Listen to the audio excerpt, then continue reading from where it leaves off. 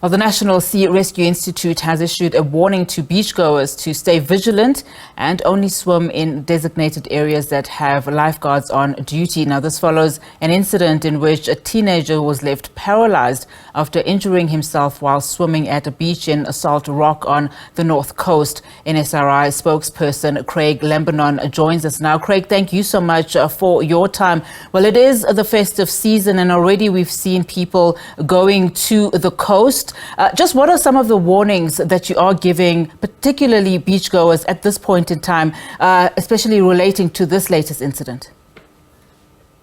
So first of all, with this latest incident that happened, we are appealing to the public, don't dive into the water. Rather, if you are going to jump from any height or from any of the rocks into the water, rather jump into the water feet first.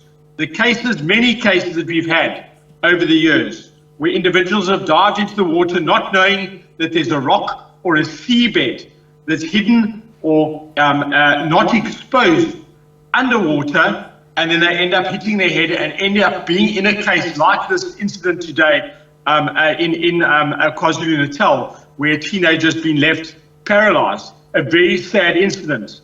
We are appealing to the public, particularly coastal bathers, to only swim at beaches where and when the lifeguards are on duty. Don't go to beaches where lifeguards aren't on duty, and don't swim when the lifeguards, before they get on duty in the morning, normally about 9 or 10 o'clock in the morning, and they normally leave at about 5 or 6 o'clock in the afternoon, and they go home for the next day's duty. Don't swim when they're not there. If you are going to go to a waterway that's not protected by lifeguards, and here we also include inland waterways like rivers, lakes, dams, coastal lagoons, or even your swimming pool at home. You should be vigilant and you should be cautious. Don't go too deep into the water, and we're absolutely appealing to parents to ensure that their children have responsible adult supervision when they are in or around water.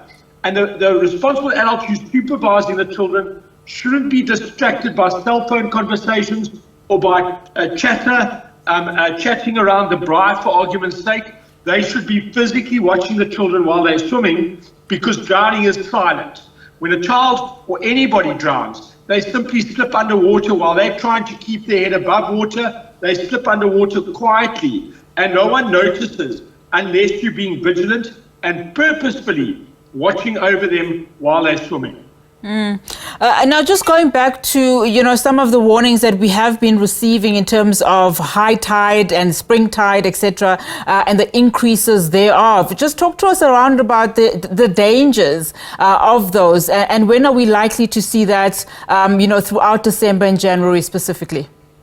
So you'll see that every day of the year. So high tide and low tide, there are 2 high tides and 2 low tides every day.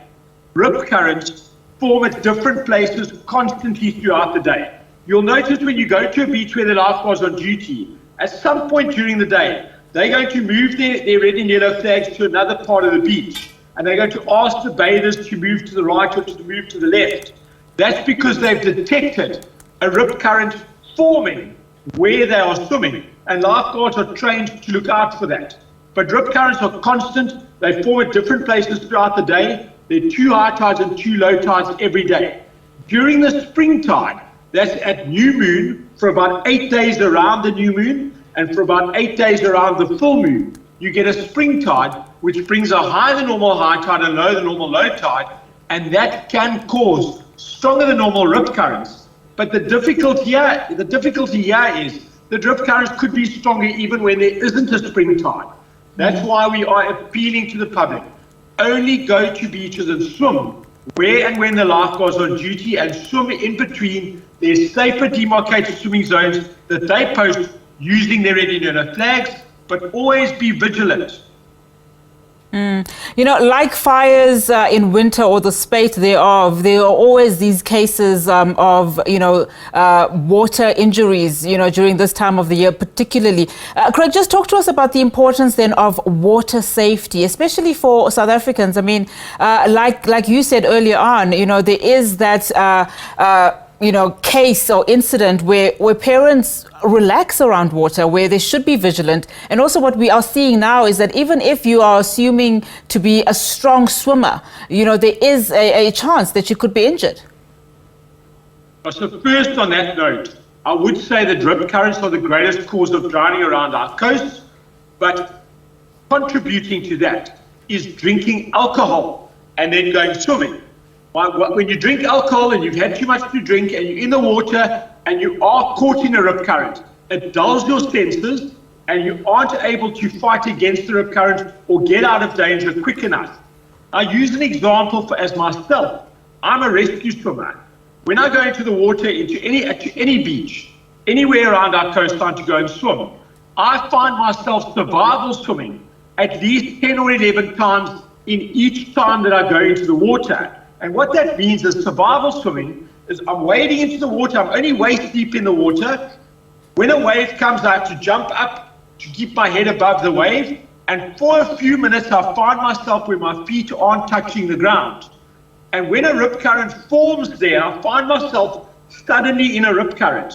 I start feeling myself being swept out to sea. All I have to do, because I'm a rescue swimmer, is I know to not panic, keep my head above water, move my arms and legs in circular movements, use the air in my lungs for natural flotation, go with the current. As difficult as that sounds, I don't turn around and fight against the current because that'll only tire me out. At my first opportunity, I swim parallel to the beachfront, and then I use the incoming waves to get back to shore. And when I get back to shore, I can carry on swimming without anyone even knowing. No one even not even the lifeguards knew that I have just survival swum myself out of danger. And that happens every time I go swimming. So you can imagine for a person who doesn't know the water, a person who's not a strong swimmer, or a person who's not a proficient swimmer, and they get caught in that moment where they suddenly feel themselves being swept out to sea.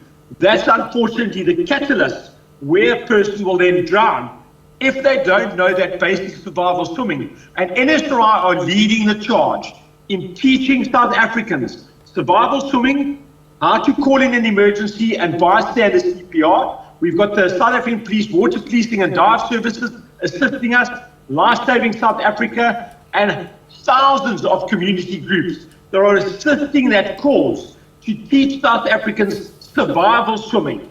And that will help people to get out of that danger in that space of time, like I described.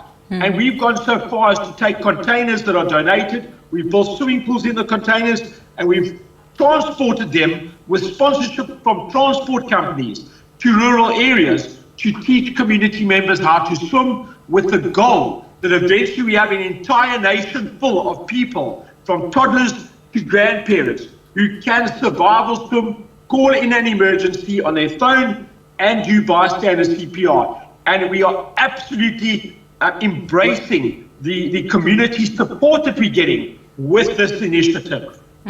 Craig, thank you so much for that vital information. Really much appreciated. And that, of course, is the NSRI spokesperson, Craig Lambinon.